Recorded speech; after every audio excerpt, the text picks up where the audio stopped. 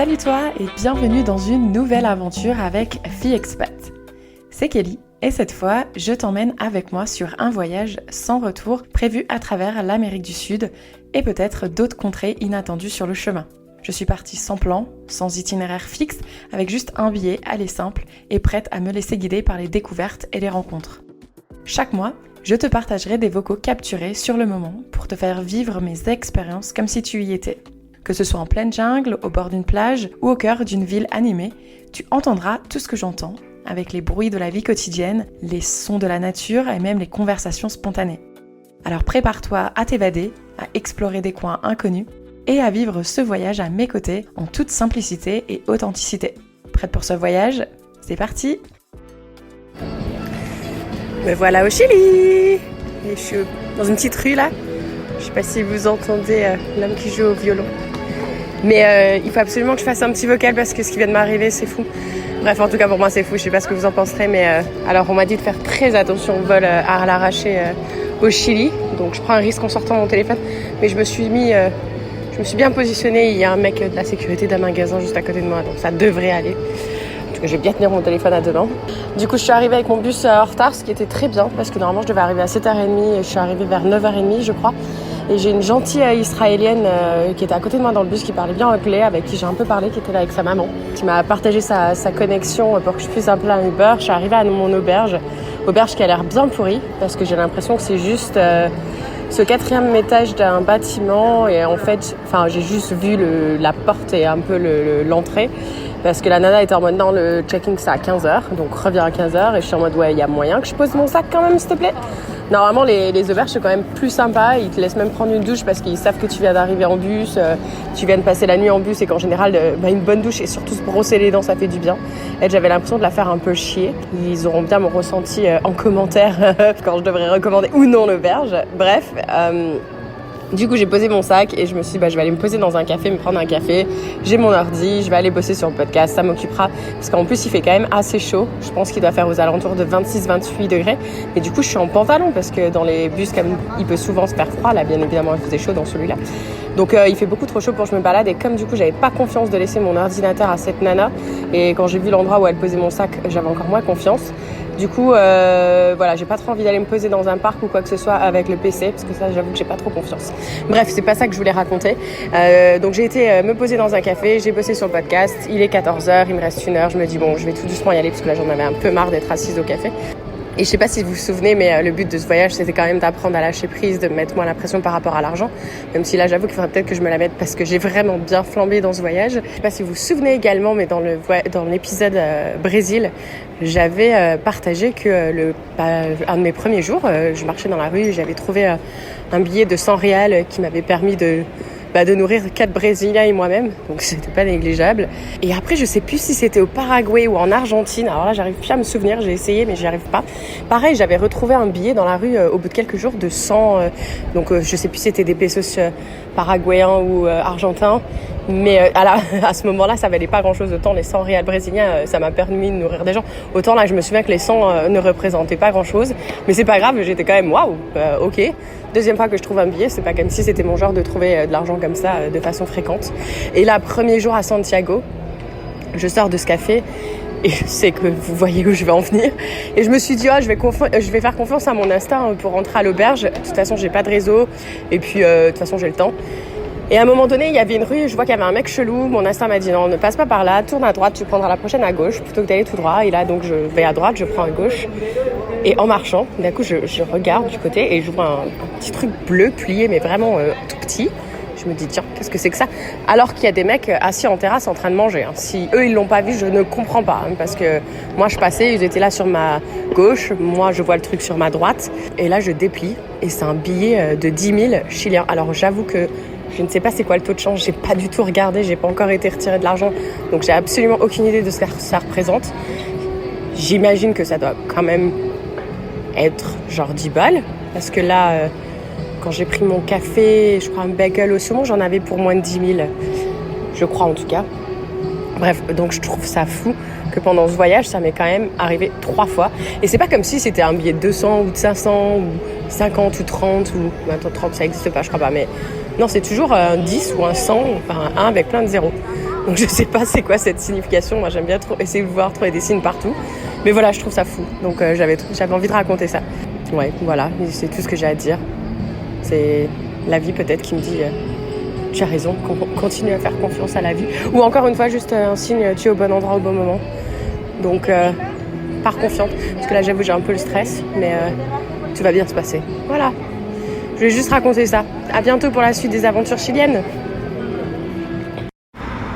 Hola! Comme vous devez le savoir maintenant, je crois que c'est 4e pays. J'aime bien donner mes premières impressions aux quelques heures, quand j'ai passé quelques heures dans un pays, ou en tout cas dans une ville, juste à chaud comme ça, parce que ce que je dis au début et ce que je dis à la fin en général, ça se ressemble pas trop. Et je m'excuse d'avance pour le bruit des voitures. Je suis assise à un café juste en bas de mon auberge de jeunesse, en train de prendre mon petit déjeuner. Et je me suis dit que j'allais faire ça avant d'aller prendre mon bus et de passer à une autre ville.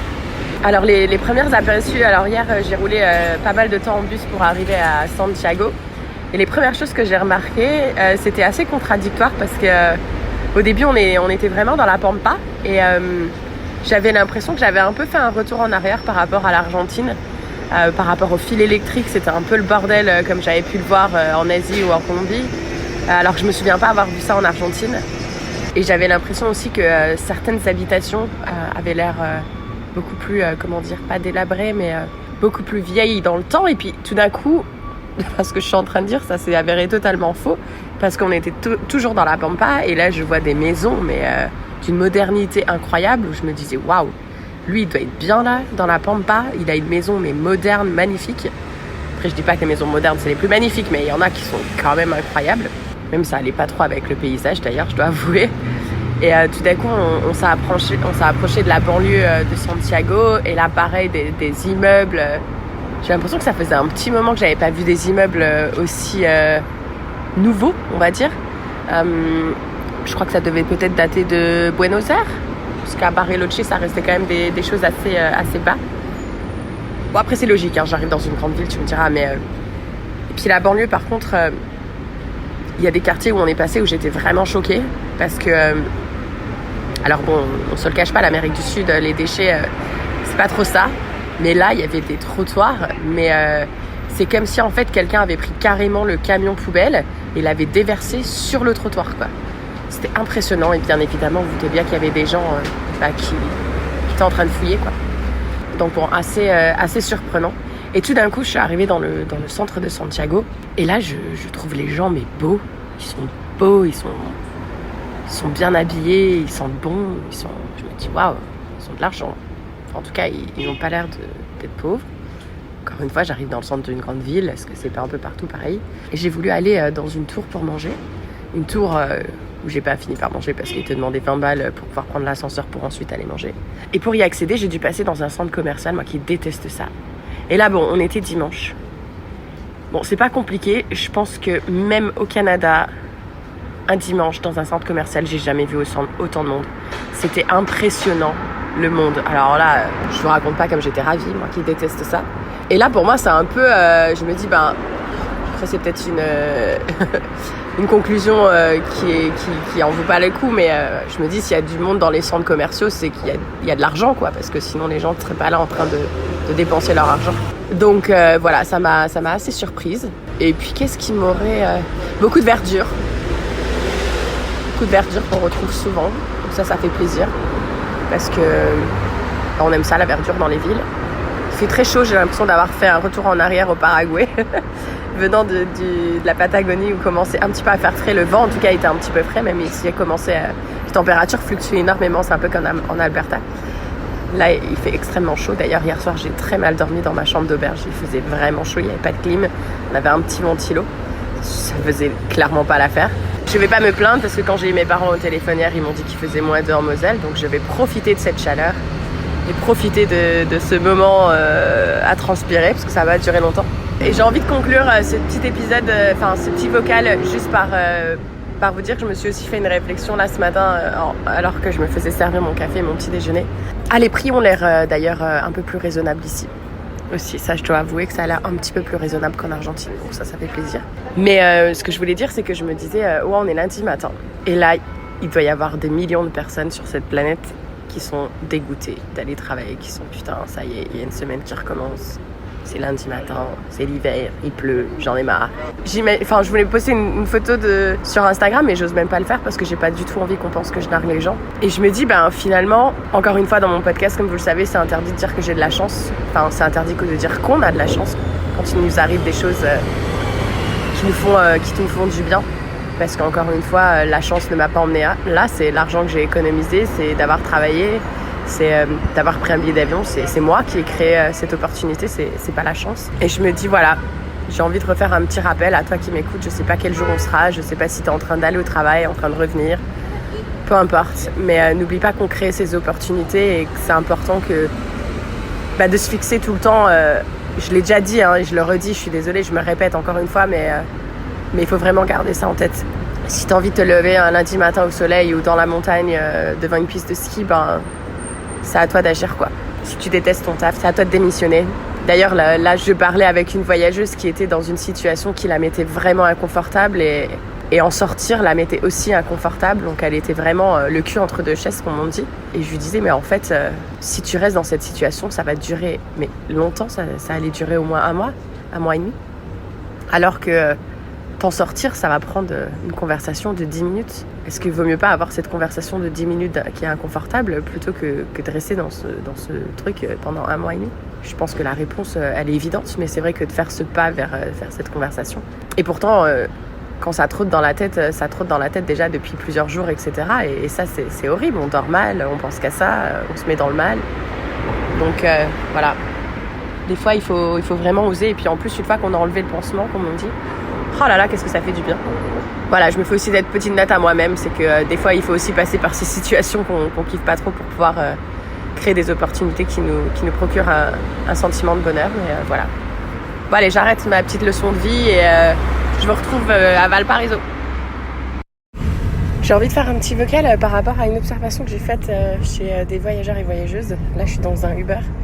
Et en fait, il y en a beaucoup dans des pays où la ceinture, par exemple, n'est pas obligatoire à l'arrière. Ce qui peut être très étonnant, mais bon, voilà, c'est comme ça. Et donc, certains voyageurs, voyageuses, j'ai pas besoin de mettre la ceinture, c'est pas obligatoire, je la mets pas. J'ai même déjà vu des personnes devant et pas la mettre. Et en fait, j'ai juste envie de faire un petit commentaire par rapport à ça. Bon, chacun prend ses décisions et est adulte et peut faire ce qu'il veut, certes. Mais sachez quand même que si vous arrive un accident et que vous êtes blessé, par exemple, et que sur le rapport de police, il est indiqué que vous n'avez pas le port de ceinture, j'ai des doutes que votre assurance voyage va vous rembourser les frais d'hospitalisation. Étant donné que les assurances voyage sont quand même à chercher le moindre petit truc pour pas nous rembourser, bien évidemment. Je crois qu'on est tous conscients de ça. Gardez ça en mémoire quand vous montez dans une voiture. Enfin, moi, je garde les règles à appliquer dans des pays comme la France ou le Canada. La ceinture est obligatoire quand je monte dans une voiture, c'est même un réflexe. Même si ça peut être inconfortable et même ça peut être chiant, etc. etc. Voilà, je pense que c'est bon de garder les bons réflexes parce qu'en cas de pépin, ça peut coûter très cher. Voilà, c'était juste ma petite réflexion du jour. Sí, muchas gracias. Está abierto atrás. Gracias. Que te vaya bien. Cuídate. Sí, muchas gracias. Bon dia. Bon alors là je viens de finir une petite visite guidée de Valparaiso, donc les visites guidées dont je parle tout le temps qui sont gratuites mais qu'on donne un pourboire à la fin. Et je suis tombée sur une Française qui nous a fait le tour en anglais. C'était génial, elle m'a fait tomber amoureuse de Valparaiso. Je savais que cette ville allait me surprendre mais là elle m'a bien surprise. Et du coup je vais lui tendre mon petit micro. Alors je vais te laisser te présenter, si tu peux commencer par nous dire ton prénom, ton âge et de là où tu viens. D'accord. Bonjour, moi c'est Roxane, j'ai 35, bientôt 36 ans. Et je vis à Valparaiso depuis 1 an, mais je viens de France et je viens de Marseille. Et c'est pour ça que je suis tombée amoureuse de Valpo, qui est pour moi Marseille en Amérique du Sud. Exactement, d'ailleurs on a détecté ton petit accent français là sur le 35, désolé. Alors il y a une question que je voulais te poser, c'est toi quand t'es arrivé au Chili, donc t'étais en voyage, quelles sont les 3 choses qui t'ont vraiment surpris? Ça peut être en bien, ça peut être en moins bien, mais vraiment les 3 choses dont tu te souviens, tu t'es dit waouh, c'est différent. La différence, ce sont les gens, en bien et en mal. Parce que le Chili, c'est le seul pays où tu as l'impression que les gens sont sur une autre planète dans le sens où ils sont comme des insulaires. Ils sont un peu à part parce qu'ils sont partagés par l'océan Pacifique et les Andes. Et donc du coup, ils parlent d'une certaine manière. Donc ce qui est super marrant parce que tu passes des trop bons moments avec eux. Mais en même temps, d'une certaine manière, ils sont assez fermés. Donc ça peut rébuter au premier abord, mais ce sont des gens adorables. Donc ça, c'est les 2 premières choses pour moi qui m'ont fait tomber amoureuse de ce pays. Et je crois que ce qui m'a fait vraiment tomber amoureuse de ce pays, qui m'a marquée et que je pourrais vraiment noter, c'est le fait que dans beaucoup de villes, dans beaucoup d'endroits, tu peux voir l'océan Pacifique et la cordillère des Andes en même temps. Et ça, je crois que ça m'a attrapée. Et la 3e chose, c'est d'être si austral dans le monde. On est quand même au même niveau que l'Afrique du Sud à Valparaiso. Ah oui. Et on n'est même pas à la moitié du Chili là. Donc du coup, c'est ça qui m'a... Je crois que c'est tout ça, ce mélange de tout, ce côté mystique un peu du Chili et des gens qui sont un peu à part qui m'a fait... que je pourrais retenir et que je pourrais partager. Ouais, parce que du coup, toi, t'avais pas mal... Mais là, je pense que t'as répondu à la question parce que tu vends bien le Chili. J'allais justement dire, si quelqu'un a envie d'explorer l'Amérique du Sud, pourquoi il devrait venir au Chili ? Parce que c'est le seul pays où tu peux te sentir un peu comme aux États-Unis, pas en Europe, c'est l'Argentine ça plutôt, mais aussi parce que ce pays, tu as une partie de l'altiplano que tu retrouves normalement en Bolivie, au Pérou, et où tu peux entendre parler quechua. Et tu peux vraiment voir le désert le plus aride du monde. Et en même temps, tu peux voir Valparaiso, qui est pour moi la ville la plus unique que j'ai pu voir en Amérique du Sud. Et en même temps, tu peux voir une ligne de volcans incroyable, voir l'océan Pacifique, aller dans les Andes et aller là où on a quand même la calotte glaciaire la plus importante continentale au Chili, avec des parcs nationaux incroyables. Et en plus, tu vas, parce qu'on parle souvent de la ville la plus australe du monde qui est Ushuaia, mais en réalité, la partie la plus australe du monde, elle est au Chili, c'est un petit village dont c'est Puerto Williams, je crois, oui, qui est le plus austral. Et c'est ça qui est dingue, parce que tu peux voir plein d'animaux, tu peux faire plein de paysages différents. Et tu as l'île de Chiloé aussi qui est à part et qui est très mystique pour les gens qui aiment un peu tout l'ésotérisme. C'est un très bon endroit où aller. Donc j'avoue que le Chili, c'est quand même un peu à part. Et pour les voyageuses solo, est-ce qu'on se sent en sécurité ici ? Ouais, au Chili, on se sent en sécurité. Juste ma recommandation, Santiago et Valparaiso, c'est des grandes villes qui peuvent être dangereuses pour les vols de téléphone, donc de faire attention à ça. Mais le reste du Chili, c'est vraiment hyper tranquille. Eh ben super, merci beaucoup. Du coup, je mettrai son numéro de téléphone WhatsApp. Est-ce que tu veux être contacté par WhatsApp ? Si vous voulez une visite guidée même en français ou en anglais, elle s'accommodera. Et en espagnol. Comme ça, elle sera dans la description du podcast. Merci beaucoup. Moi, elle me fait vraiment regretter de ne pas être venue plus longtemps au Chili. Mais c'est pas grave, ce n'est que partie remise. À bientôt, Roxane. À bientôt.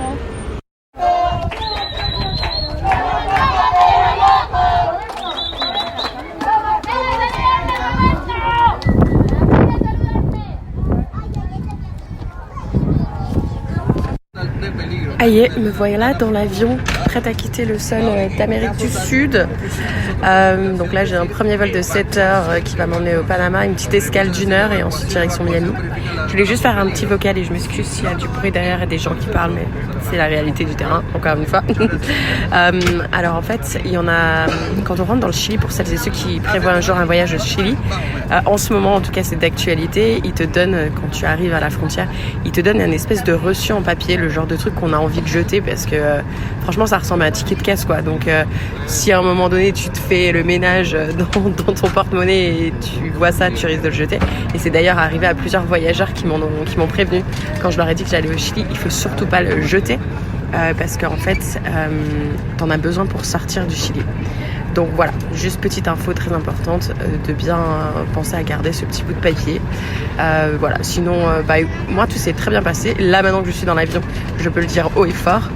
Je suis ravie que pendant mes 3 mois de voyage solo, il ne m'est rien arrivé de grave, on m'a rien volé. J'avais vraiment peur en voyageant avec mon Mac et je suis pas la seule d'ailleurs qui a cette crainte.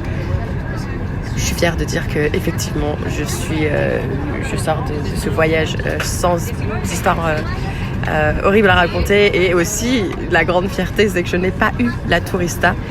Pourtant, j'en ai mangé des choses et vraiment ça, je suis fière de ça parce que c'est vrai que c'est toujours un peu la crainte quand on voyage et là, du coup, j'ai rien à rapporter. Bref.